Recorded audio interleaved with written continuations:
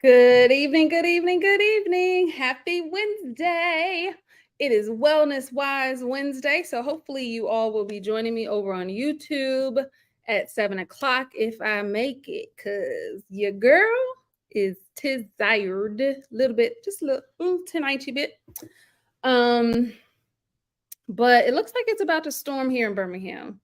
So I wanted to hop on and get in here before the storm hits. So we are on week 3, day 3, talking about anxiety, depression, and what that does, what stress does to our body, and the impact that it has on our health and wellness. And so today, making the connection between activity and anxiety. In the Whitehall study, which included more than 9,000 participants, y'all, over an 8-year period, researchers made the previously hypothesized connection between increased physical activity and the reduction of anxiety and depression in adults. So, again, they hypothesized that there is a connection between increasing your physical activity, exercising, or not just exercising, but physical activity, period, and the reduction of anxiety and depression in adults. The scientists discovered that not only do prescribed levels of physical activity reduce the probability of anxiety and depression, but also that regular physical activity during treatment follow up produce less risk of depressive symptoms, y'all. So basically, you work out, you feel better. That's a summation, a very basic level summation. But scientists with over 9,000 participants over an 8-year period of time found that physical activity reduced the probability of anxiety and depression, and it also reduced depressive symptoms. So the study backs up existing evidence which shows that physical activity has positive impacts on both physical and mental health, including reduced stress and anxiety levels, decreased risk of depression, improved social interactions and relationships, increased self-esteem, enhanced cognitive function. So the Word of God is not silent on these important connections and offers some tips on how we should treat our physical bodies as well as how our physical health is inextricably connected to our mental and emotional health. Read the following verses and note what you learn. So we're going to hop over to 1 Corinthians 9, 26 through 27. Y'all, I mean, I'm not surprised by this information at all, that working out, physical activity, reduces depressive symptoms, reduces anxiety.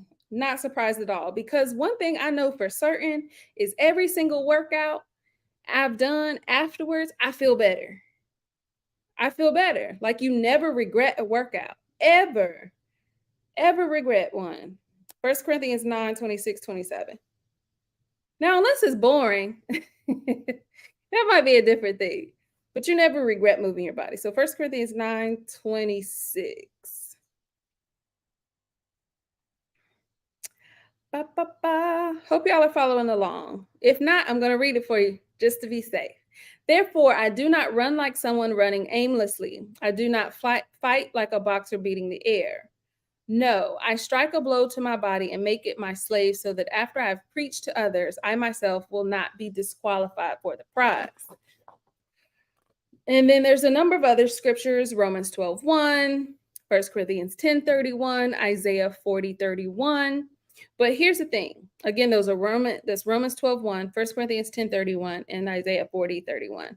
We see in 1 Corinthians, Paul says he does not run aimlessly, but driving his body in training so that it will not be disqualified. In Romans, we are to present our bodies a living sacrifice, which encourages us to present ourselves in the best physical and mental health for the task of God. So back in 1 Corinthians that we read a little bit ago, we're urged to do all we do for the glory of God. Finally, in Isaiah, we are told that we that we hope in the Lord. He will renew our that when we hope in the Lord, He will renew our strength so we can run and not be weary and walk and not faint. So each of these passages, y'all, implies physical health is important to God. But there's one more verse I want us to go to. First Timothy 4:8. 1 Timothy 4:8. 1 Timothy 4:8. For physical training is of some value, but godliness has value for all things, holding promise for both the present life and the life to come. So Paul says physical training is of some value, and so it is. Exercise gives us both physical and mental boosts stronger bodies, fights heart disease, helps with anxiety, improves sleep, and just overall better quality of life, right? So physical activity helps us invest in our lives and provides the mindset and energy we need to live our lives the way God intended, full and abundant. Full and abundant. Hello, somebody, to full and abundant. So that is our lesson for tonight. As it relates to physical activity, anxiety, depression.